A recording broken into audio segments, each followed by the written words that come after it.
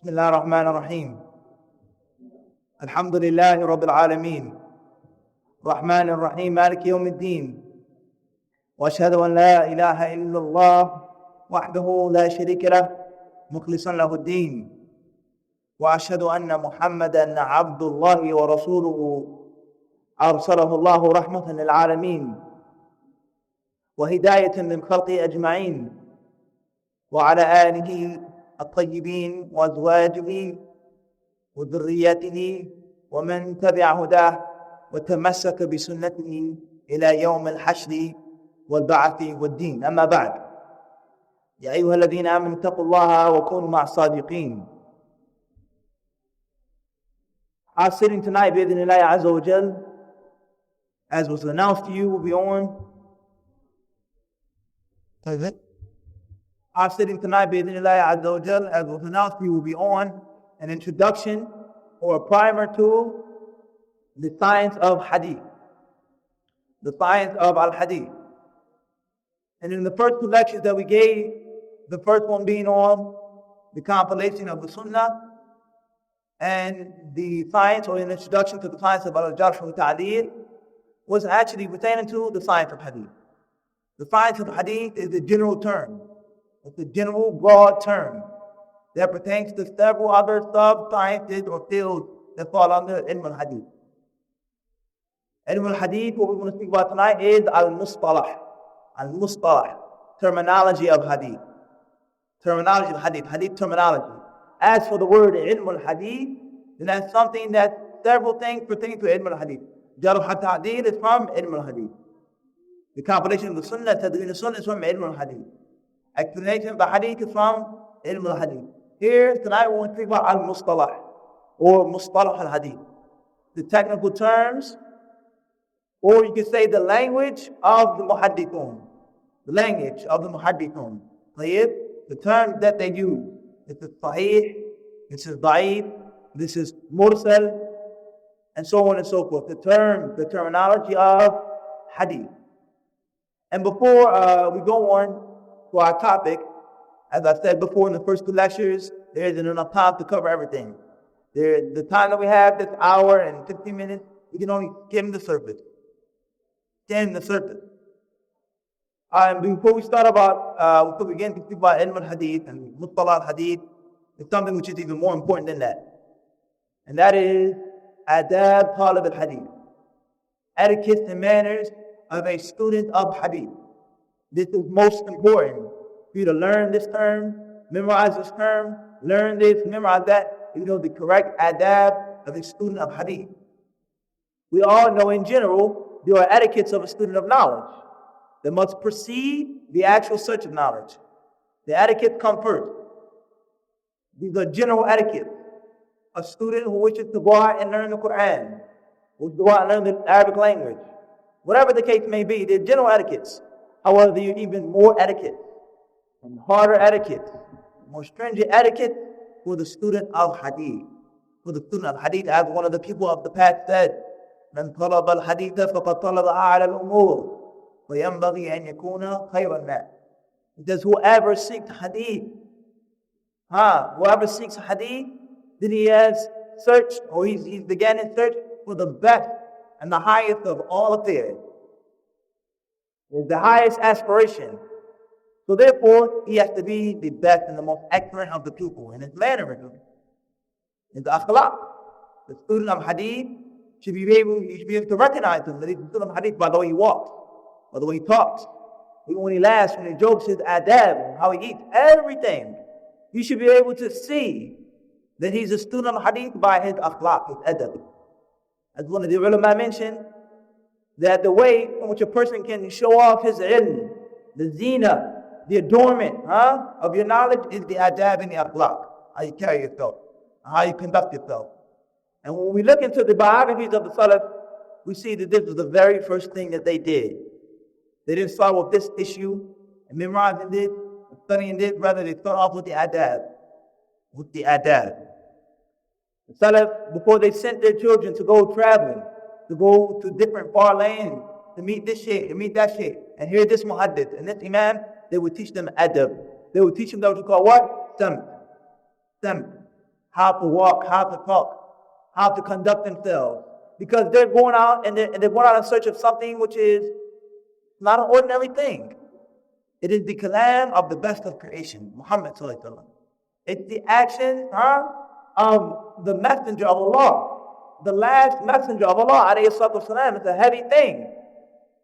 It's a very heavy thing. It's a very serious thing. So therefore, they have to have the correct etiquette to bear that heavy knowledge, that burdensome knowledge.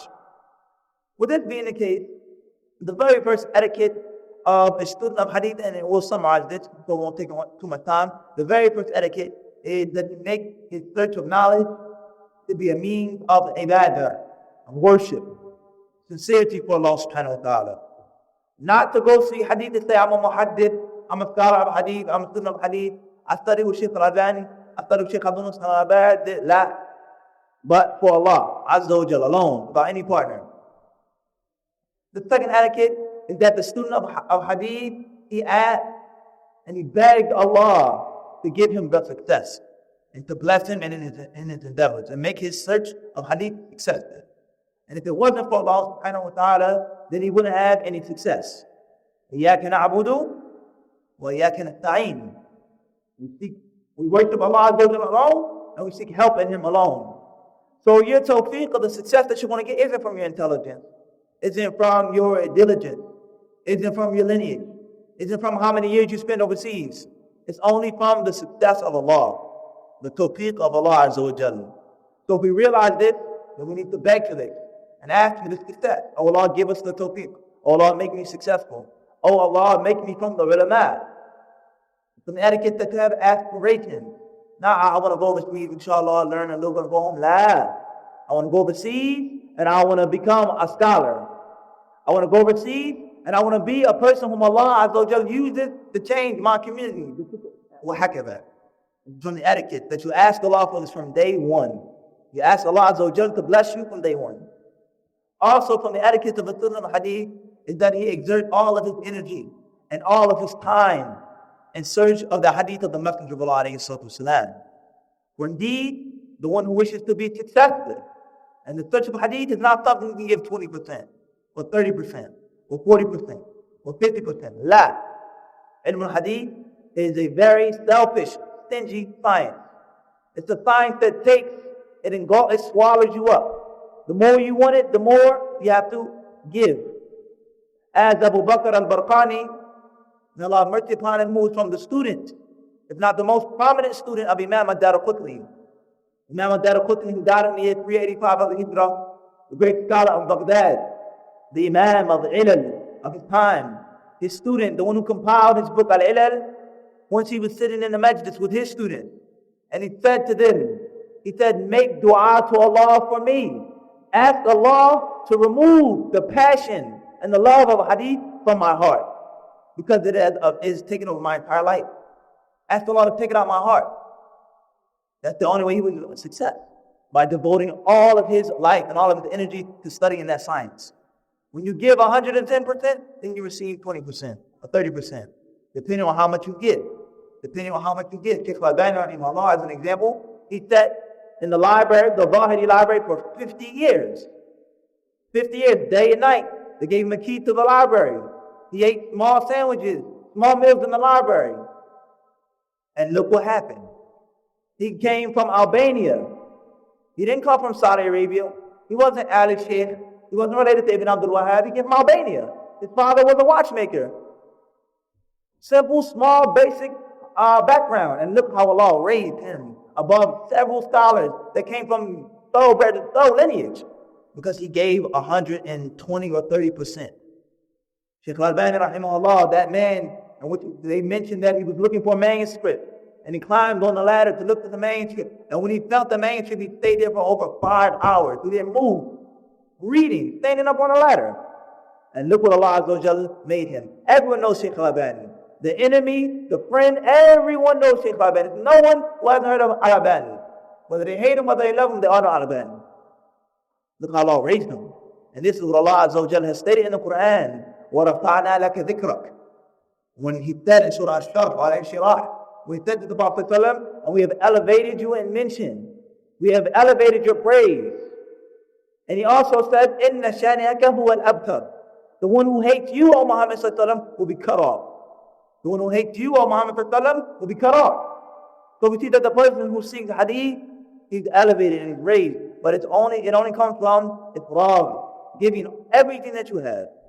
Giving everything that you have and exerting yourself in the search of hadith. So according to how much you give, is how much you shall receive. And as we said before, hadith is not like any other science, where you can do it on the side. Takes dedication, takes practice, takes countless hours, but look at the benefit that you receive in this life and in the hereafter. The next etiquette of a student of hadith is that he travels. He should leave his home. He should travel and go far and wide in search of meeting the scholars and the imams of hadith. After he has obtained the knowledge in his country, something which is very important. And this is from the reasons behind several students of knowledge leaving their country, they go, they come back, and it's no change, nothing changes. There's no benefit in the community because they haven't implemented this etiquette in the proper manner. You should not leave until you obtain everything that you can obtain from your country. Then you leave. Many people that go overseas, or they say, I want to go overseas, I can't study in America, I need to go get the lugha, I need to go. But if the lugha that you can learn in America, would you learn it? The knowledge that is available in America, did you get it? Did you perfect it? Before you travel to Medina, or before you go to Yemen, or Egypt, or Kuwait, it starts at home. It starts at home. You learn the knowledge that you can. You take from the people that you can in your country, then you go and travel. And this is what the Salaf did. They wouldn't leave a place, rather you find in countless biographies of the ulama, from them is Ibn Abdul Barr, the great scholar of Spain, and countless others. You find them that they never left their countries. Why didn't they leave their countries? Because they had ulama where they were. There was no need to. There was no need to go through difficulties and hardships if they had the knowledge there. So this is a trick from Shaitan, that I can't learn unless I go overseas. I can't benefit unless I go overseas. Mom, you can't learn the Arabic language like you can in the lands of the Arabs in America. Of course not. However, there's knowledge that can be taken. There's benefit that can be taken before you go and leave. And don't think for 1 second that you get on an airplane and you land in Saudi Arabia, or you go to the Masjid and poof, you just become this super student of knowledge. These habits begin in your daily life. Your daily lives. How many hours of the day do you read? How many hours of the day do you listen? How much do you memorize? It has to start. And when you go overseas, then it develops and increases. But it doesn't just happen overnight. And for this reason, we find several students of knowledge that go overseas and they return back to their homes and their countries as they went. No benefit. Same bad habit. Same poor studying habit. Because they didn't develop it in their homes. It's from the etiquette of a talib al-hadith that he uses every instant, every opportunity to learn. And once he's finished that, then he goes out and he travels. Then he goes out and then he travels. As some of the people with knowledge of the past, they would have, Abu Hatim al-Razi, he said, my son would read to me while I use the bathroom. My son would read to me while I use the bathroom. Every single second they would utilize. They would utilize. So this is one of the adab of a talib al-hadith, is that he traveled. The next etiquette, which is from the most important etiquette, is that a person act upon the knowledge that he obtains. Whenever you learn a hadith, you act upon it. As many of the people of the past said, إن أردت أن تكون من أهل الحديث فاعمل به تكون من أهله. If you want to be from the people of hadith, then act upon the hadith that you know, and inshallah you'll be from the people of hadith. If the only hadith that you know is إنما الأعمال بالنيات, and you act upon it, and you implement it, that's sufficient. Then you move on to the next hadith, and the next hadith. As for if you learn 50 hadith or 40 hadith, and you don't act upon none of them, what's the benefit? What's the benefit of tiring yourself and exhausting yourself? What's the faidah? There's no faidah. So from the etiquette of a talib in the hadith, as we said, is how he walks according to hadith. How he eats, according to the Messenger of Allah sallallahu alaihi wasallam. What he says before he eats, how does he eat, with which hand does he eat, how much does he eat, and everything. How he treats his family, how he's with his children, his neighbors, has to be according to the hadith. And that is the way in which the hadith becomes firm in a person's heart. Firm in a person's heart. And if you don't believe this, then look at some of the adhkar that you make. How did you memorize the adhkar for going to the bathroom, and going to school, and waking up, and eating, and when you finish? How did you memorize it? By doing it every day. Now, doing it every day. And khalas, can anyone forget the dua that you make when you eat? Nah. Could you eat? At least once a day, at least twice a day. You act upon that hadith. Nah. So don't think that a person just memorized all these hadith out the sky. La. Amal. When you act upon that hadith, you pass it on to someone else, you teach it, you call to it, it becomes firm in your heart, and you can't forget it. Literally, burnt in your memory. Is there anyone who can say they forgot Surah Al-Fatiha? Everyone knows Surah Al-Fatiha. And in your sleep, you're going to say Surah Al-Fatiha because you say it so many times. So many times. Well, this is a very important etiquette of a student of hadith, is that he acts upon and he implements the hadith that he has already. Before you go and want to speak more hadith.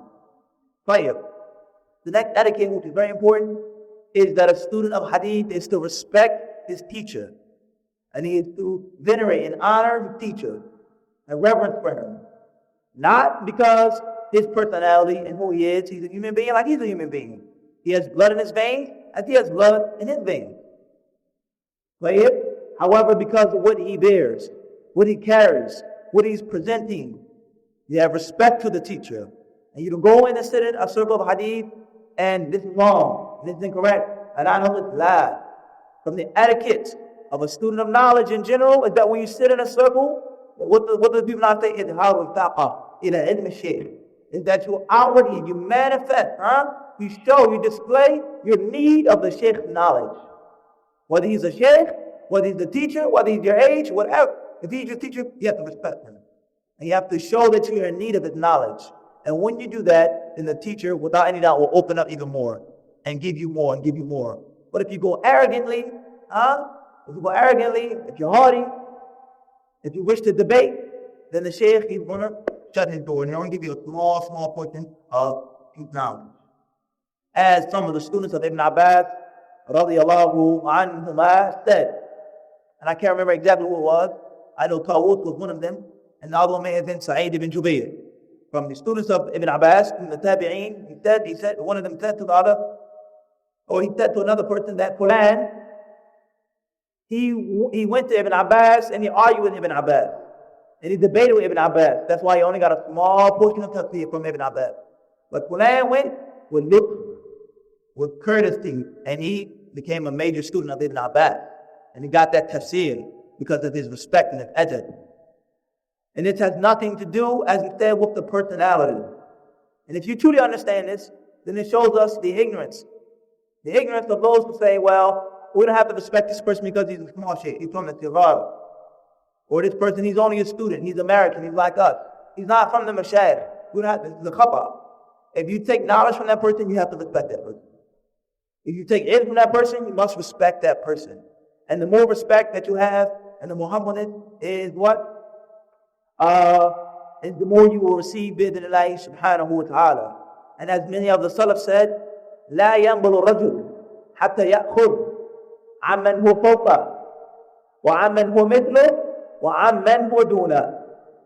I believe it was Waqi' ibn al-Jarrah, rahimahullah, the great scholar of Kufa, he said that a man will not succeed in knowledge of hadith.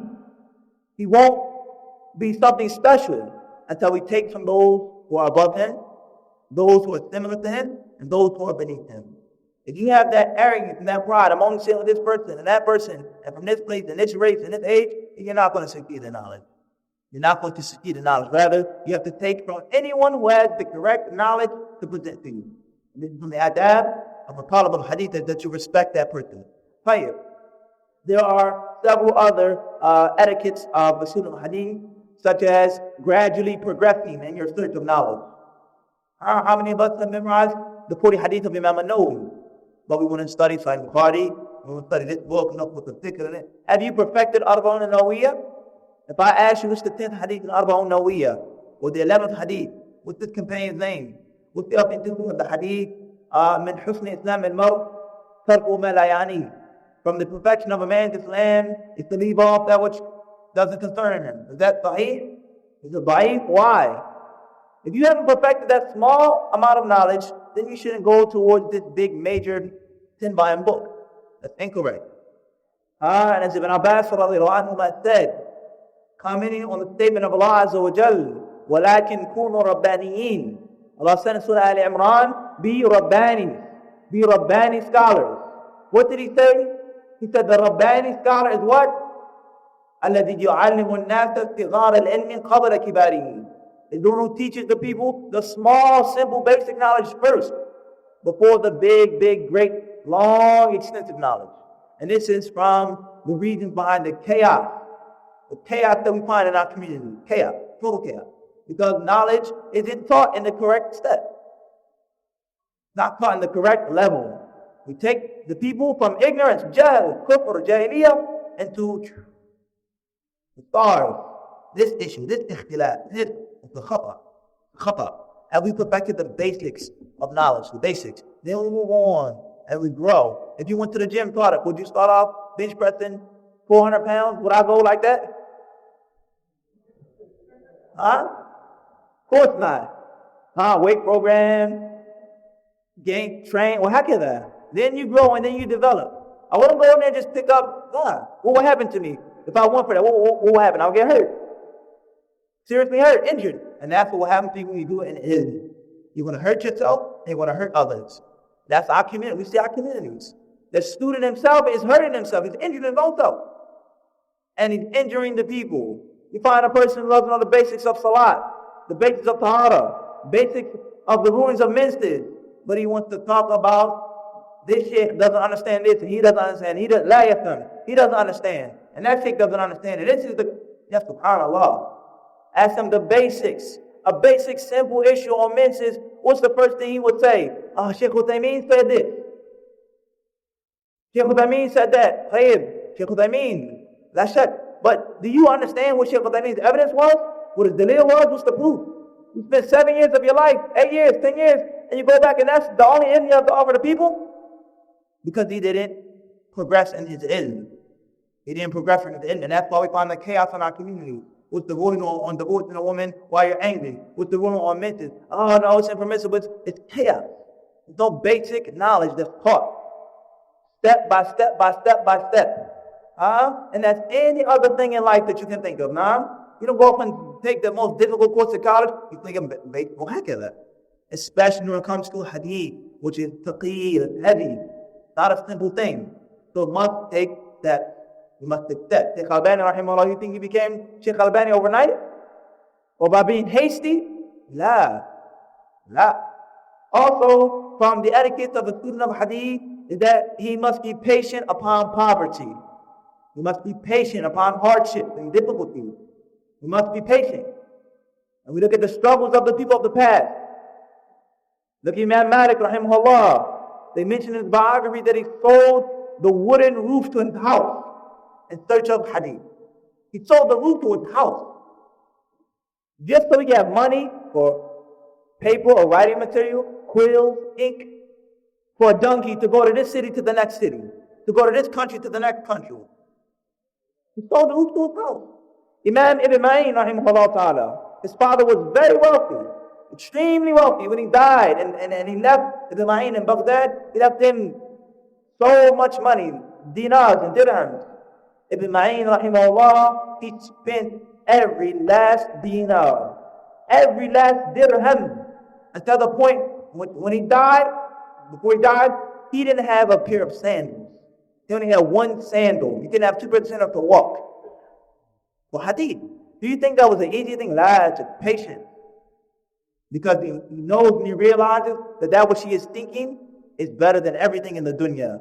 As Allah has said in the Quran, وَلَسَوْفَ يُعْطِيكَ رَبُّكَ فَتَرْضَى وَلَلْآخِرَةُ خَيْرٌ لَكَ مِنَ الْأُولَى.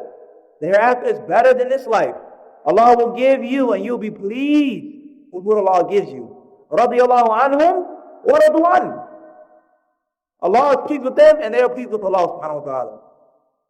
When you go to the hereafter and you go to the pond of the Prophet sallallahu alaihi wasallam and you drink from that pond which is sweeter than honey and whiter than milk, and it's totally expansive and broad and the numbers of drinking vessels more than the stars in the sky, you'll know what that verse meant in the Quran. That's better than everything in the dunya.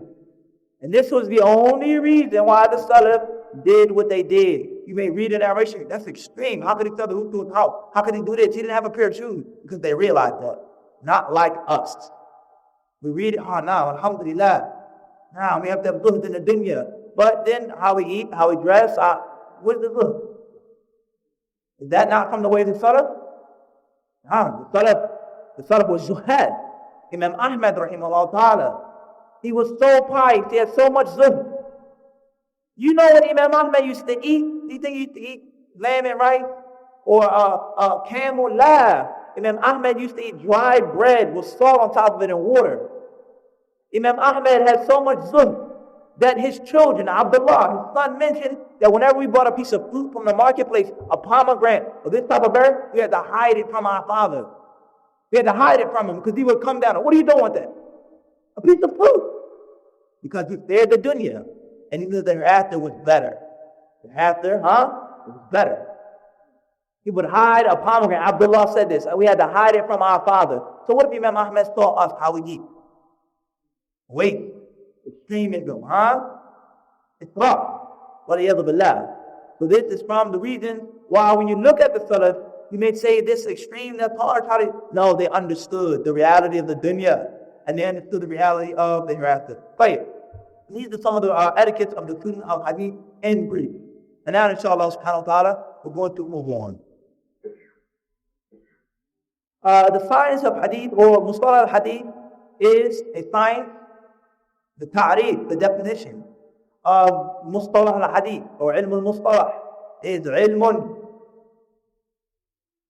bi-usul wa qawa'id يتوصل بها إلى معرفة الراوي والمروي من حيث القبول والرد.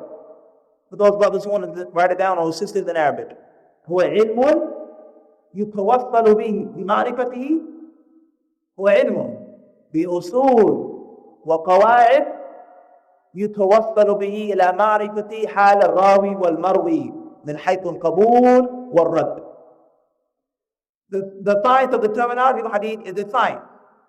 It's a science of principles and foundations with which a person will be able to know the state of the narrator and the narration from the aspect of acceptance and rejection. Science of Mustalah is a science. When you learn, when you perfect, when you practice, when you study and understand correctly, it is a knowledge of principles, qawa'id, usul, terminology, words. When you understand that science and perfect it, you can be able to make a ruling on a hadith. Is it accepted or is it to be rejected? That's simple. That's Mustalah al-Hadith. As we explained what Jarh wa Ta'deel was, the narrative. The summary, if you wish to bring it out, Mustalah al-Hadith, is to know what's sahih and what's da'if. And how do you know it? Well, this is a very basic, simple definition. It's, inshallah, the most comprehensive definition for al-Mustalah. Everyone clear on this? What is the fa'idah? What is the fruit of learning Mustalah al-Hadith? For what? Why? You say to me, learn, spend all your money, go travel, go to the hardship. For what? What do I get? What benefit do I get? What's the fruit? We would have asked one of the brothers or one of the sisters. What is the benefit of learning Mustalah al-Hadith? Ali? Think of anything. We'll come back, inshallah. Abu Taj.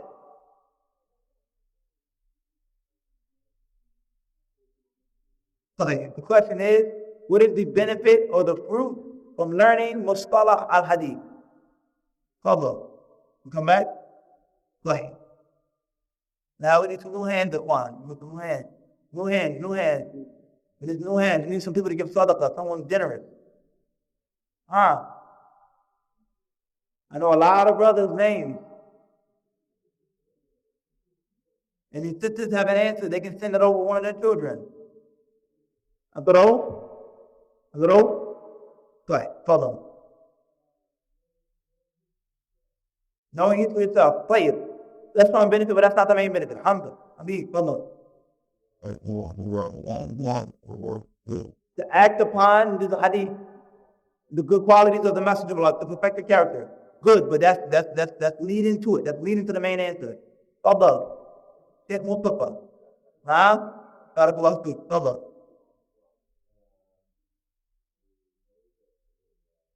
الطريق إلى الجنة, a path to Jannah.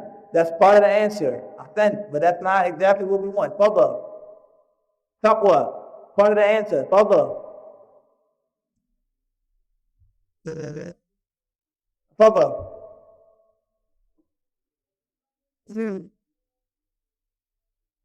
Ahsant. It's to know what's authentic and what's unauthentic or inauthentic. And from knowing what's authentic or inauthentic comes taqwa, comes tariqa ila al-jannah, comes this and comes that, and this fruit. Wadah? You can't worship Allah Azza wa Jalla with something which is inauthentic.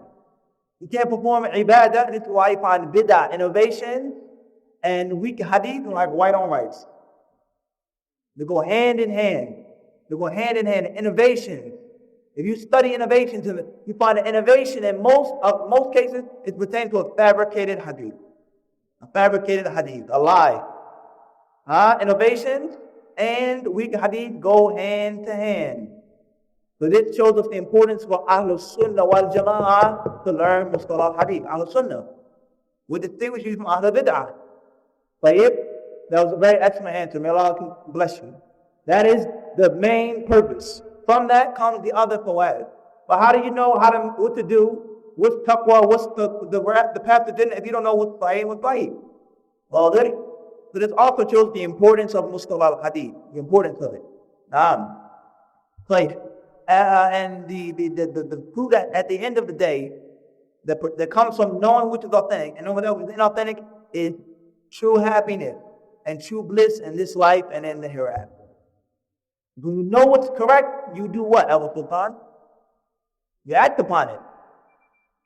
You know what's correct, you act upon it. If you don't know what's correct, then how will you act upon it? And that's why you find the ulama mentioning at-tasfiyah with tarbiyah. There are several things that have been attached or become attached to a Quran that's not from Islam. Many Muslims, I don't want to be, it could be correct with that most of the Muslims don't know what's correct. Raise your hand if you ever made Hajj before. Who's ever made Hajj in front? Sorry. A good amount of people. How many Muslims do you see doing something which is totally opposite of the Sunnah? Doing Hajj. Kathir. The majority of the people, do you find make Hajj doing it upon the Sunnah or the opposite? Bila shak. If you sat down most of these Muslims, not all of them, but most of them, or a good number, most of them will tell you, Wallahi, I didn't know. I didn't know that was a hadith. I never knew that. I didn't know. There was a man once that I met when I was in Yemen. I had bought a book from one of the bookstores, Dar al-Afar. It was a book on the rulings of beards.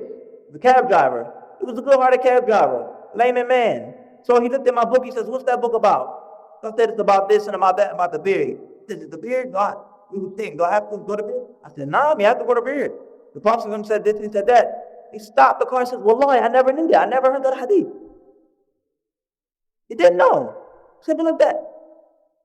So this becomes the fawaid of learning what's correct and what's to implement it, and learning that which is incorrect to avoid it and warn from it. And this is impossible. You cannot do this until you learn these basic terms. And you understand the language of Mustalah, of the ulama of hadith. It's a saying, a wise saying, that says, "Man ta'allama lughata qawmin faqad amina makrahum." That whoever learns the language of a people is safe from their plot. And if you understand what they're saying, you ever go into a store and they're talking another language, you don't feel comfortable. It's like, what are they talking about? Are they talking about me? Like, did you understand their language? So it's impossible to communicate with them, to understand what they're saying. No, you're kidding. What are they talking about? I don't understand. So hadith, you have to understand the lugha, the language of the scholars of hadith. That hadith is sahih because Sheikh Ahmad, what does sahih mean? What does Hasan mean? And وهكذا. طيب. So these are some of the benefits. And in the first lecture, when we spoke about the compilation of the Sunnah, we mentioned some of the hadith that pertain to the virtues of learning hadith. That the Messenger of Allah ﷺ said in the hadith with Ibn Hajar rahimahullah ta'ala said with Hasan is a fair acceptable hadith. إِنَّ أَوْلَى النَّاسِ بِيَوْمِ الْقِيَامَةِ أَكْثَرُهُمْ عَلَيَّ صَلَاةً. The people who will be closest to me on Yawm al-Qiyamah, the people who have most right to me on Yawm al-Qiyamah are those who send the most prayers on me. And when will you send so many prayers on Muhammad sallallahu alaihi wasallam that you read into hadith? You read one page in Sunan Abi Dawud, one page in Sahih Bukhari, so many times you say sallallahu alaihi wasallam, sallallahu alaihi wasallam, sallallahu alaihi wasallam. Naam. The Messenger of Allah alayhi wasallam mentioned in the authentic hadith, man salla alayhi salatan, sallallahu alayhi biha ashra. He says, whoever sends one prayer on me, Allah will send 10 prayers on him. Allahu Akbar. So imagine if he said sallallahu alaihi wasallam 5 times, 50 times, how much prayer we could get from Allah Azza wa Jalla. Imagine if you read Sahih Bukhari from cover to cover. So this is just out of nowhere. If you said Sallallahu Alaihi Wasallam, at least what? 42 times, 42 times. How many rewards did you get from Allah? So this is from the virtues of studying Mustalah al-Hadith. Right. Now, Bi-idhnillah Azza wa Jalla, we're going to dig a little deeper into al-Mustalah. Al-Mustalah. I'm going to give a brief history of al-Mustalah. You have to understand that Mustalah al-Hadith was a science with its roots, and they go very deep. In the earliest days of Islam, the foundations of Mustalah al-Hadith can be found in the Quran, and they can be found in the Sunnah of the Prophet sallallahu alaihi wasallam, as we mentioned in the first lecture. Now, from the proof of that which proves this in the Quran are several things which are general and several things which are specific. As for the general proofs, then it is Allah Azza wa Jal when He commanded us to be with the truthful, to be with those who are honest, to avoid those who lie. Now, in that is a general, directing you to stay with that which is authentic and to avoid that which is inauthentic. Allah Azza wa Jal says, وَلَا تَقْفُ مَا لَيْسَ لَكَ بِهِ عِلْمٍ. Do not, approach not. Don't go near that which you have no knowledge of. Don't go and narrate a hadith if you're unsure of its authenticity. Now, هكذا. As we mentioned when we spoke about al-Jarh wa Ta'deel, criticism, the foundations of Mustalah hadith are found in the Quran. And they're found in the Sunnah. When the Messenger of Allah alayhi salatu wasalam said, مَنْ رَوَى عَنِّي حَدِيثًا يُرَى أَنَّهُ كَذِبٌ وَأَحَدُ الْكَاذِبَيْنِ. Whoever narrates from me a hadith, and he sees or he thinks, he didn't say he's sure, he thinks that it's a lie, then he's one of the 2 liars. In that hadith, it clearly shows us to avoid narrating everything that we hear, to verify. Now, the Messenger of Allah, there's another hadith which he said, اتقوا الحديث عني إلا ما علمتم. Avoid narrating hadith for me except for that which we are sure of. That is the foundation, that's the pillar, that's the column for Mustalah hadith that came afterwards. And look at the time of the companions. They took these principles and these proofs and they implemented them. Such as double checking whenever they heard something from the Messenger of Allah sallallahu alaihi wasallam. As we find in the story of Abu Bakr as-Siddiq radiyallahu anhu, a woman came to him seeking a share of the inheritance. And then the man from the companion, he said, the Messenger of Allah sallallahu alaihi wasallam, he gave her a sudus. And he asked for another witness. And Umar radiyallahu anhu, when Abu Musa al-Ash'ari radiyallahu anhu went to his house, and he knocked on his door, and he knocked again, he knocked 3 times, and he left. And Umar radiyallahu anhu, he went after him. And he went to Abu Musa al-Ash'ari. He said, why did you leave my house? But Umar was shadeed. He says, the Messenger of Allah sallallahu alaihi wasallam said, al-istihzanu thalathan, فَإِنْ أُذِنَ لَكَ وَإِلَّا فَارْجِعْ. He said, seeking permission should be done 3 times. If the person allows you in, and if not, then leave. Umar radiyallahu anhu, he said, لَتُقِيمَنَّ عَلَى هَذِهِ بَيِّنَةً أَوْ لَأَفْعَلَنَّ بِكَ كَذَا وَكَذَا. He says, either you're going to bring me some proof, a witness, someone who heard this with you, that the Prophet said this, or I'm going to do this to you, and I'm going to do that to you. So he said to Abu Musa al-Ash'ari radiyallahu anhu, that was the foundation of Mustalah, verifying, double checking. Not that Abu Musa al-Ash'ari was a liar, Not that Abu Musa al-Ash'ari radiallahu anhu was he didn't have accuracy, he didn't have a retentive memory, but to show the people, to show the tabi'een, to show the younger companions that the hadith wasn't a small, sweet thing. Just narrate what you hear. That you have to be sure of it. It has to be sahih. Wadah. And then he said to Abu Musa al-Ash'ari radiallahu anhu, after another companion will witness and he testified, he said, Ama inni lam attahimka. He said, Verily, I did not accuse you of being a liar. Walakinni qad khashit. He said, but I feared for the people to become too free, too easy, have no hesitation in narrating a hadith. And we see that the tabi'een, they took that from them. They took that baton and they ran with it. And they revolutionized those general principles. From these things that the companions of the Messenger of Allah sallallahu alaihi wasallam, many of the companions will only narrate a few ahadith. A few ahadith. Why is that? That's a question. What companion from the Messenger of Allah sallallahu companion has narrated the most ahadith? If you say his name, you have to tell me his whole name, not his kunya. And what year did he die? And where was he buried? What was his name? Who was he? Father. And Abdurrahman ad-Dawsi. You missed one part of his name. Abdurrahman ibn Sakhar ad-Dawsi. Dawsi. Ahsan.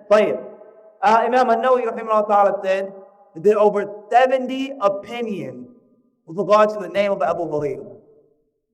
70 different views. That's not agreed upon. That was the opinion which was selected by Imam al-Nawawi and others. Abdurrahman ibn Sakhar. Abu Hurairah narrated how many hadith in the Masjid of Allah? Roughly,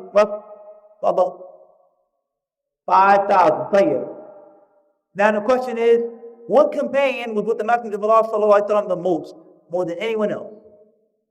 More than anyone else. Father Tariq, Abu Bakr Siddiq, without any doubt. And after Abu Bakr, Umar and the other, Bilal radiallahu anhu, Khadija, from day one in Mecca. Khadija radiallahu anha was from the very first, if not the first person to believe in Islam. How many hadith did Khadija narrate? You ever hear on the authority of Khadija? On the authority of Abu Bakr? On the authority of Umar? On the authority of Abdurrahman ibn Auf? On the authority? La. Mus'ab, la. On the authority of Abu Hurairah.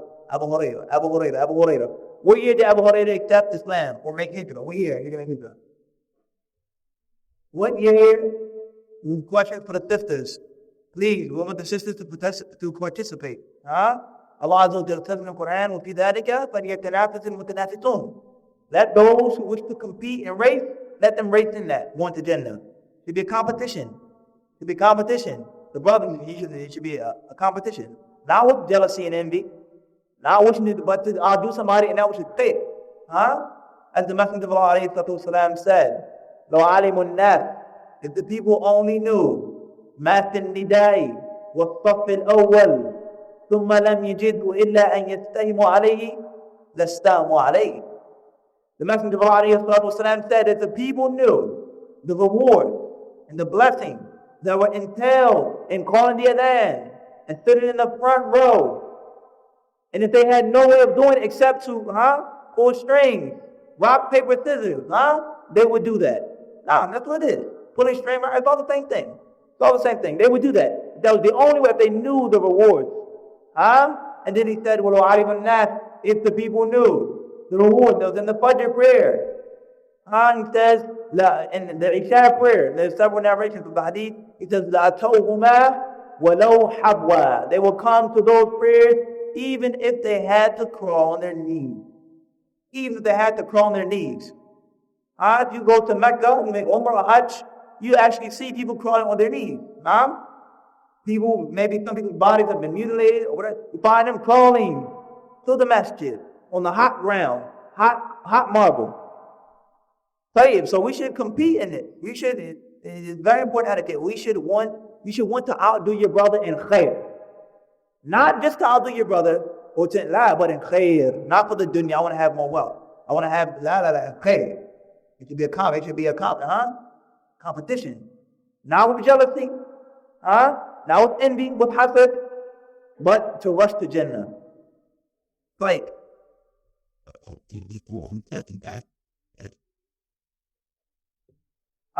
was the last thing we were mentioning? He's talking about what? Abu Hurairah. Naam. Why is this? Abu Hurairah radiallahu anhu, he came to Al-Madinah during the 7th year of the Hijrah. The year of the Battle of Khaybar, when they fought with the Yahud. He didn't accept Islam, or he didn't come and make Hijrah in the very beginning. He wasn't in Mecca. In the 7th year, there were only 4 more years, or less than 4 years, during the time of the Prophet's life. How did he narrate so many hadith? Why does Abu Bakr as-Siddiq only have a few hadith that he narrated? And he was with them more. Right or wrong? It's the question. It's the question. How does the person who knew me, who was with me for 2 years, he can tell about my whole entire life, but my wife I've been married to for 25 years, only said 1 or 2 lines. It just doesn't add up. Follow that, right or wrong? Right or wrong? Play it. The reason behind it, there's several reasons. Some of the reasons is that the major companions of the Messenger of Allah, may Allah be well pleased with them all, they understood the great danger of narrating too many hadith. And this was from the foundations of Mustalah al-Hadith. At-Taqleed, only narrating a few hadith. For narrating too many hadith, we need a person to forget them. We need a person, he may not be so sure if he just goes on and on and on and on and on. So these major companions, they understood this better than anyone else. That's the first reason, and that's the reason that we wanted to mention with regard to the foundations of Mustalah al-Hadith. There are other reasons, such as Abu Bakr as-Siddiq radiallahu anhu. He was busy supporting the battles of the Masjid of Allah, jihad, supporting the jihad. When he became the Khalifa, many of the people apostated from Islam. He was busy fighting them, forcing them back to Islam. He didn't have the time to sit down and narrate and laugh. Umar radiallahu anhu, the very same thing. When he became the Khalifa, he opened up al-Iraq. He opened up Persia, or that region which is, and it's much bigger than what it is now, Iran. Umar radiallahu anhu was the one responsible after Allah for taking Islam to those lands. He was busy spreading Islam, establishing Islam, and so on and so forth. The Khulafa, Uthman radiallahu anhu, Umar radiallahu anhu was murdered, Ali radiallahu anhu was murdered. They didn't live very, very long. After Abu Hurairah radiallahu anhu, did he live? He lived long. And he had over 800 students in Al-Madinah. There were more, but those who were reported were over 800 people that sat with him and took hadith from him. This person, and this person, and this person, and this person. That's why it spread like that. Abu Hurairah radiallahu anhu was poor. He wasn't a Khalifa. He wasn't a governor of the Muslims. He wasn't in charge. He sat in the Masjid. He was from the people of Sufa, Ahl Sufa. He stayed in the Masjid. That's all he had was hadith day and night, day and night, day and night, day and night. As the Messenger of Allah said to him, when Abu Hurairah asked him, Man as'adu an-nas bi sultatik yawm al-qiyamah ya Rasulullah.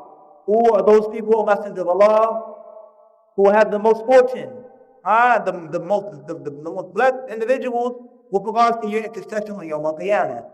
What did the Messenger of Allah say to him? لَقَدْ ظَنَنْتُ أَنْ لَا يَسْأَلَنِي. It is indeed, I knew that no one would ask me this question before you. لِمَا رَأَيْتُ مِنْ حِرْصِكَ عَلَى الْحَدِيثِ. Because of your diligence for hadith. That's what he said to Abu Hurairah. He knew that Abu Hurairah was so diligent seeking hadith. Abu Hurairah radiallahu anhu would be with the Messenger of Allah day and night. He had no food, no source of income. Whatever the Messenger of Allah ate, Abu Hurairah's hand was in the plate, and they ate together. That's why he heard hadith. Naam. And also when Abu Hurairah radiallahu anhu said to the Messenger of Allah, I hear many hadith from you, and I forget a lot of them. And the Prophet made dua for him, and he gave him his garment. He made that miracle, and Abu Hurairah radiallahu anhu said, after that, I didn't forget anything from the Rasulullah. These are all from the reasons why Abu Hurairah was from the most of the companions in narrating a hadith. And the other reasons. Wow, clear. The point that we're trying to get to is what? From the foundations of Mustalah al-Hadith is that the companions only narrated a few ahadith because of the extreme danger. And there are other things that the companions did. As Ali radiallahu anhu, he passed by a man who was telling a story. A qas, he was a storyteller. And he said to that man, هل علمت أن نفسخ الحديث وانسوخه? He says, do you know the hadith which abrogate other hadith? Do you know the hadith which the rulings in which they have been cancelled and the ruling is no longer? Do you know these hadith?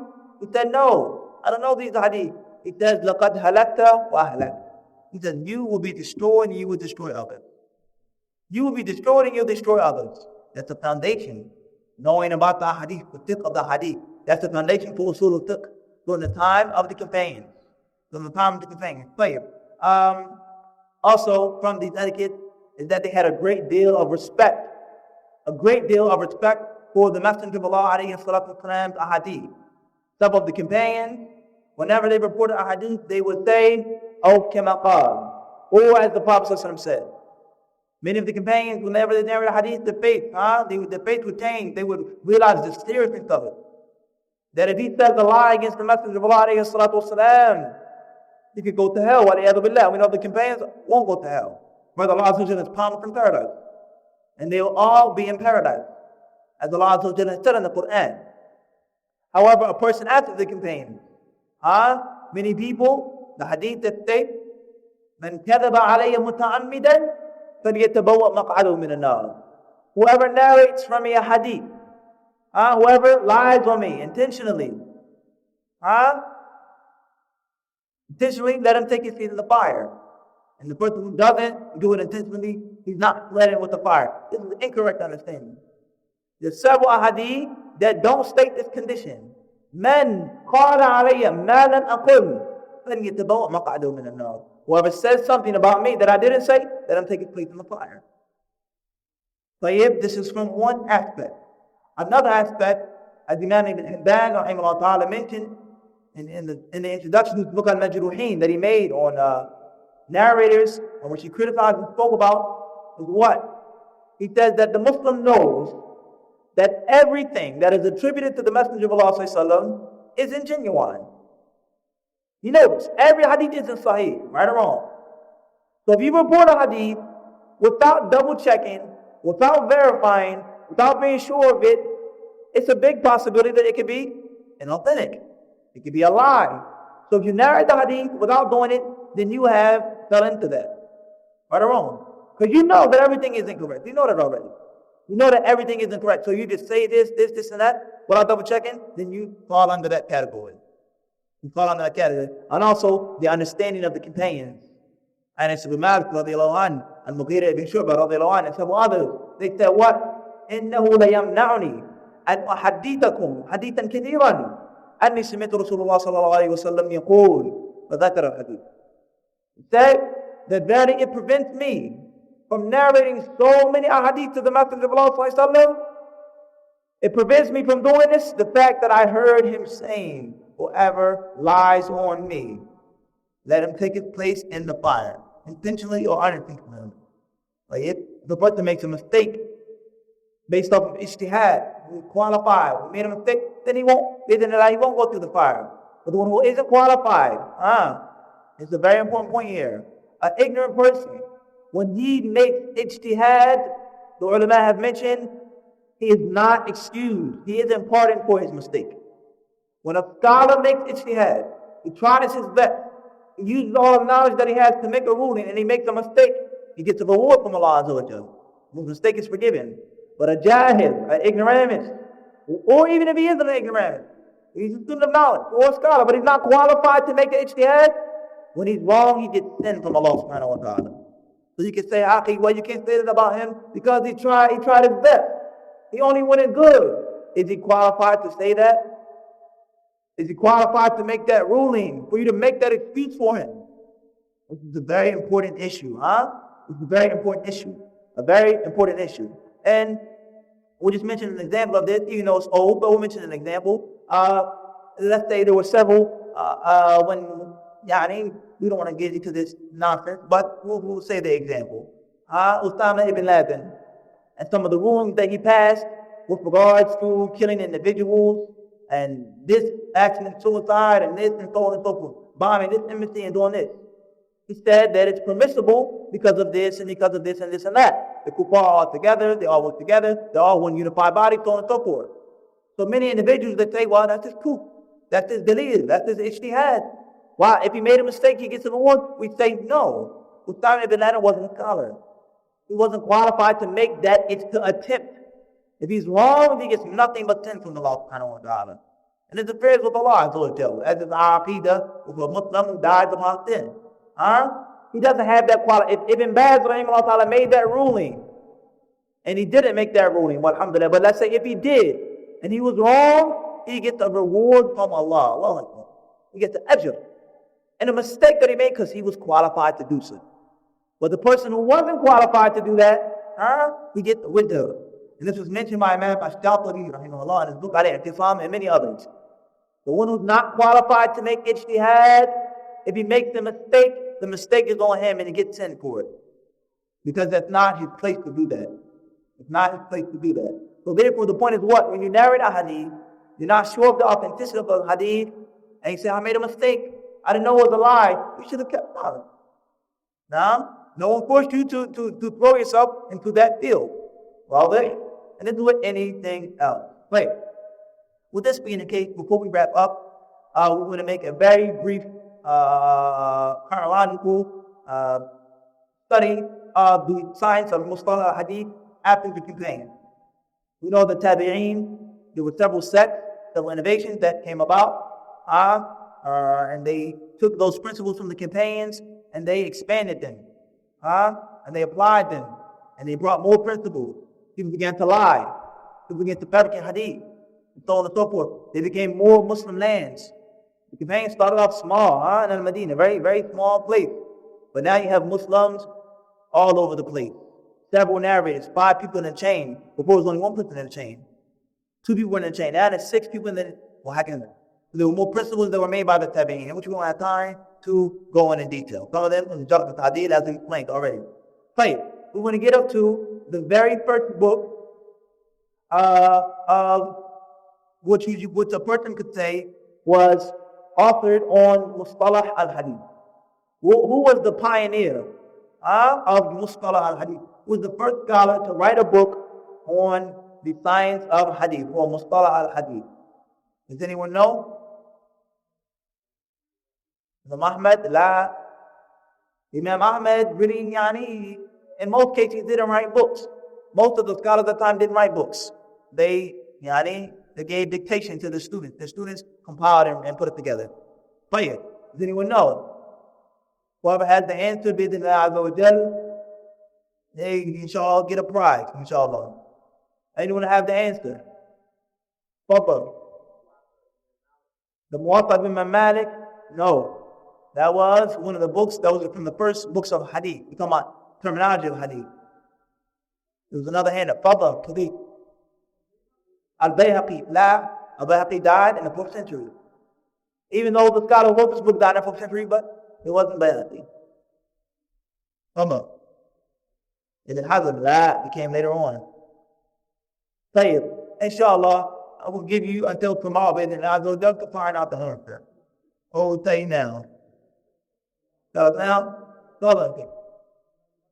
Not Ibn Abi Hatim. Tayyib. This man's name was Al-Qadi Abu Muhammad Abdurrahman ibn al-Hasan al-Ramah. Al-Ramah. This man, Abu Muhammad, his name was al-Ramah, died in the year 360 of the Hijrah. 360 of the Hijrah. He was from the lands of Persia, Persian background. He is considered to be the first person to write a book specifically on Mustalah al-Hadith. He died in the year 360. He's to be considered the very first person to write a book only on that subject. I will clear on it. In the year 360, Ar-Ramah, Abu Muhammad Ar-Ramah. However, before the year 360, we find that there were other books that contain several principles of Mustalah al-Hadith. And there was much kalam, with regards to Mustalah al-Hadith, but the first book that was only on Mustalah al-Hadith. Follow? For example, let's make an example of it. Imam Muslim, rahimahullah, who died in what year? What year did Imam Muslim die in? What year did Imam Muslim die in? Sahih Muslim, a book that we read every day. What year did he die in? One brother, please. One sister. What year did Imam Muslim die in? What year? 149 AD. We want the Hijri date. The Hijri date. 160. No. Imam Muslim, as we mentioned last night, was what? Was from the golden era. Which was what century? Ahsan, the 3rd century. Close. We're getting warm, We're getting warmer. 250 is closer. Fadal. That's Imam Ahmad. Say, inshallah, bring the information tomorrow. Imam Muslim, rahimahullah ta'ala, in the introduction to the Sahih, he mentioned several principles of Mustalah al-Hadith. And before Imam Muslim was Imam Ali ibn al-Madini, who wrote several books on Mustalah al-Hadith. Imam al-Tirmidhi, rahimahullah ta'ala, who died before the year 280, in the late 3rd century. He wrote a book called Al-Ilal al-Saghir. Al-Ilal al-Saghir, in which he mentioned several points and principles of Mustalah al-Hadith, and Ilm al-Rijal, and Ilal, and Jarh al-Ta'dil. However, it wasn't a book that was separate. It wasn't a book that he wrote separately. It was part of his Jami'. It wasn't a book that was written separately. Abu Muḥammad al-Ramlah rahimahullah was the first one that we know of whose book has survived, reached us, that wrote a book specifically on Mustalah al-Hadith. Everyone clear on it? This is the first step. After the general principles in the Quran and the Sunnah and the Sahaba and Tabi, now we're going to actual books now. Well, it's very important when you start studying it. Now, of course, a person who goes to uncharted lands, of course, the first person is always going to be things that's going to be left behind for someone else to fit. Right or wrong? There's going to be things left behind. He's not merely do, but he's the first person. Right or wrong? He's the first person. There were things that people want to correct and adjust. He's not going to cover everything, but he still gets the praise of beating everyone else. So after Abu Muḥammad rahimahullah ta'ala, the other scholars came and they said that some things in this book were missing. Some things weren't there. Everything that we need from the Hadith. Some things were repetitive. Some things were too lengthy. Some things may have been incorrect, and so on and so forth. So the scholar who came after Ramlah was Abu Abdullah al-Hakim, Imam al-Hakim, who died in the year 405 of the Hijrah. He came almost 15, he died 405 of the Hijrah. Not too long after his death. And he wrote the name of the book of Ramlah was Al-Muhaddith al-Fasil Bayn al-Rawi wal-Wa'i. Then came al-Hakim and he wrote his book called Ma'rifatu Ulum al-Hadith. Ma'rifatu Ulum al-Hadith, knowing the different types and aspects of the sciences of Hadith. He died in the year 405. His book, it was much broader than the book of Ramlah. It was a very beneficial book. He mentioned an excellent introduction. He mentioned the narration with the chain. However, there were some imperfections in his book. There were things that remained for the person to come after him and correct and fix. To correct and to fix. However, that was a groundbreaking step in the development of Mustalah al-Hadith, his book. And the book of Al-Hakim to this day is studied and quoted from. It's an extremely beneficial book, but it still was something missing. There still was something missing. So came after Al-Hakim was Abu Nu'aym al-Asbahani, who died in the year 431 or 430. And Al-Hakim is Naysabur. He was from the country of Naysabur. He was from the Far East, close to where Al-Bayhaqi was from. And also Imam Muslim and several other scholars, Naysabur. And I believe it's the country to this day. They call it Naysabur, I believe. But after him came Abu Nu'aym al-Asbahani. And he wrote a book which was similar to the book of Al-Hakim. However, it was called Al-Mustakhraj. Al-Mustakhraj is a type of hadith, or let's make an example of this. Let's say I narrate a hadith. I'm going to write a book, okay? And I say, reported to me, Sheikh Umar. Cleared? From Abu Salih, from Mustafa, from, who's the last person in the thing? Anybody. Now, Mustafa's anything. Weak narrator after, Allah. Weak narration. See how easy it is? Just like that. Play. Al-Muhim, Sheikh Umar, next person. Abu Salih, from Mustafa, from Brother Mu'an. Play. Abu Salih. I say, reported to me, Umar. Who said, reported to me, Abu Salih. Who said, reported to me, or told me, was Mustafa, that Mu'ad said this and he said that. Play it. It's my book, I put it in my book. Now, Brother Ali comes and he writes a book. And he's going to quote the exact same thing that Mu'ad said, but he's going to use a different chain. Instead of going from Umar, from Abu Talib, he may go directly from this brother and that brother to Mustafa, to Mu'ad. He made a mustakhraj of the book of al-Hakim. It's a technical term. Al-Muhim, it was a book that he wrote that was very similar to the book of al-Hakim.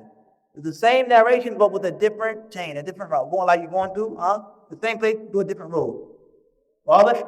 And his book wasn't a big difference. It wasn't like a groundbreaking step. The next step that came after that was the book of, a giant leap, as they say, a giant leap for mankind. A giant leap now. Was the book of al-Khatib al-Baghdadi, rahimahullah, who died in the year 463. Abu Bakr Ahmad ibn Ali ibn Thabit, the son of the great Khatib of Baghdad, Iraq, as we explained several times, was the center for Hadith.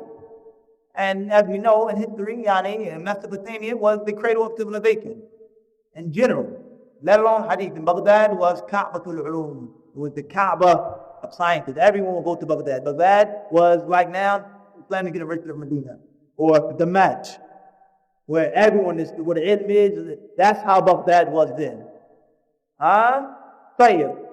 We know that when the Mongols invaded the lands of the Muslims, and the catastrophes and the calamities that took place to the Ummah, when the Mongols, when they went to Baghdad, and they went to Bayt of Hikmah, the house of Hikmah, they said they burnt countless manuscripts from the Muslims, whether it was Islamic knowledge of astronomy, of medicine. They burnt countless manuscripts. They made roads and bridges of books. There was so many books in Baghdad. All those books that they destroyed and burnt, and yet and still there are countless books that have survived. Countless manuscripts to this day. Allahu Akbar. إِنَّا نَحْنُ نَزَّلْنَا الذِّكْرَ وَإِنَّا لَهُ لَحَافِظُونَ. Allah said, verily, we will send down the dhikr and we will protect it. They burnt millions of manuscripts, and there's still millions of manuscripts to this day. So the point is, how many manuscripts do you think were in Baghdad? They burnt so many of them, and so many of them still remain. There were tons and tons and tons of books. So al-Khatib al-Baghdadi, who died in the year 463, he came and he is considered the founder of Mustalah al-Hadith. He wrote several books, and from these books was a book called Al-Kifaya, bi Ma'rifati Usul al-Riwayah. His book was called Al-Kifaya, Sufficiency, with regard to the principles of narration of Hadith. He quoted the etiquette, he quoted the speech about the companion. So he quoted every chapter pretty much with the chain of narration. He wrote books on several other sciences, but the main book was the book called Al-Kifaya. He wrote books on the etiquette of the student of knowledge. Al-Jami' li Akhlaq al-Rawi wa Adab al-Sami'. He wrote books on the history, Tariq Baghdad. And Tariq Baghdad doesn't just mean history of Baghdad. Rather, Tariq Baghdad was a book that Al-Khatib wrote, in which he made a biography and an evaluation of every single scholar who traveled to the city of Salama and Baghdad. Whether he's from Medina or Al-Madinah, Sham, Egypt, wherever he was from. If he went to Baghdad, he mentioned him in that book, Tariq Baghdad. It's a groundbreaking step now in this century. We're in the 5th century now. This one, Mustalah Hadith, started to form and shape. And it became clear. What is a Sahih Hadith? What is the, well, step by step like this. Play it. Then moving on, we have the book of Al-Qadi Riyal, which is called Al-Ilma' fi Dabt al-Riwayati wa Taqyid al-Sama'. It's a small, simple book about Mustalah al-Hadith, which was very brief. And Qadi Iyad died in the year 544. 544, almost 100, almost how many years after Khatib? Khatib died 463. Qadi Iyad died 544. His book wasn't that major of a book. Similar, very small. Now we're going to take another giant leap. Another giant leap. And that giant leap was the book of Ibn as-Salah, al-Shahrazuri, the scholar from, or the one who migrated to Damascus. He brought this book, Ibn as-Salah, his name is famous as, he died in the year 4 or 643. 643. Ibn as-Salah, he wrote his book called Ulum al-Hadith, or al-Muqaddimah, Muqaddimat Ulum al-Hadith. He wrote a book, and pretty much he took the works of Khatib al-Baghdadi, of Hakim, of Ramlah, and he took everything. He took the cream of the crop from those books. He took the most important thing, the essential things from those books, and he organized it. And he put it into a nice, not too big, not too short, sized book. And that was one of the biggest steps with regards to Mustalah al-Hadith, when he wrote his book, Al-Muqaddimah. He mentioned what is the Sahih Hadith, its conditions, Hasan, Da'if, Mawdu', etiquette, the most authentic chains, and everything you can think of, he mentioned in that book. Ibn as-Salah died in the year, what year did he die in? 643. But this was probably the greatest step in writing about Mustalah al-Hadith. And his book to this day is studied in several colleges and Islamic universities in the Muslim world. Ibn as-Salah is his name. Ibn as-Salah. He wrote his book, Al-Muqaddimah, and I believe it's translated into English. Then afterwards came Imam al-Nawawi, rahimahullah, who died in the year 676. Imam al-Nawawi, he also revolutionized Mustalah al-Hadith because he took that book and he made a summary of that book. He summarized and abridged it in two books. The first book was called Al-Irshad, wa Irshad Tulab al-Haqaq ila ma'rifati sunani khayr al-khalaq. He wrote a book called Al-Irshad, guiding the people to knowing or how to know the sunan or the sunnah of the best of creation. He took the book of Ibn Salah, died in the year 641, 643. And never know he died 676. He took that book and he summarized it. Then he took the book that he summarized it again in At-Taqreeb. At-Taqreeb wa Tabshir. He Ma'rifati Sunani al-Bashir al-Nadir. All بهذا المعنى. He named his book At-Taqreeb. And then several scholars came after him. They explained that book, they commented on that book, and so on and so forth. Up until the time of al-Hafidh ibn Hajar, 852, Imam al-Sakhawi, Imam al-Iraqi, who died 805, Ibn Rajab al-Hamadi, 795, and several scholars. The 5th, 6th, 7th, 8th, 9th century, Imam al-Dahabi was from the pioneers. Up until this day, the Mustalah Hadith has continued to be explained, expounded on. But the majority of the groundbreaking work, was done during the time of the last one who did the most groundbreaking work was Ibn as-Salah in the 7th century. Several scholars came after them and they developed that knowledge that was laid down. And they did this and they fixed that and they explained it and they so on and so forth. But the main work stopped at what? The end of the 7th century. With this being the case, we're going to stop here, and I know I went on too long. Please forgive me. I'm very sorry. We'll just mention, in closing, a few books which are good and simple and easy to study with regards to Mustalah Hadith in the English language. From these books is the book Nukhbat al-Fikr, called Nukhbat al-Fikr, of al-Hafidh ibn Hajar, rahimahullah, who died in the year 852 of the Hijrah. And it's translated into English. You can find it on the internet. Also, I believe that the book Mustalah al-Hadith of Shaykh ibn Uthaymeen rahimahullah has been translated into English. You can find it on the internet. Very simple, basic book on al-Mustalah. Also, I believe that the book Taysir Mustalah al-Hadith by Dr. Tahan has been translated into English. Simple, basic book. You can find it on the internet. Called Taysir, Science of Ḥadīth Made Easy by Dr. Tahan. Shaykh ibn Uthaymeen's book is translated Nukhbat al-Fikr is translated. There are several other books that are translated. So these are some books that which we can go back to and do further reading on Mustalah Hadith. So our next session will be on, we're going to actually speak about Mustalah in the terms. Sahih, Hasan, Da'if, Mu'tal, so on. Now we just have to do an introduction. All this, inshallah. If there are any questions about what we mentioned, we'll take them there, and if not, alhamdulillah, rabbil alameen. Sorry. In English? Right, the first one was Nukhbatul Fikr. اصطلاح أهل الأثر. Nukhbatul Fikr. Nukhbatul Fikr. Which was by Ibn Hajar al-Asqalani. The second book that we mentioned was Mustalah al-Ḥadīth of Shaykh ibn Uthaymin, rahimahullah. And the last that we mentioned was Taysir Mustalah al-Ḥadīth. Mustalah or Hadith terminology made easy by Dr. Tahan. I believe Mahmoud Tahan al-Tahan. طيب.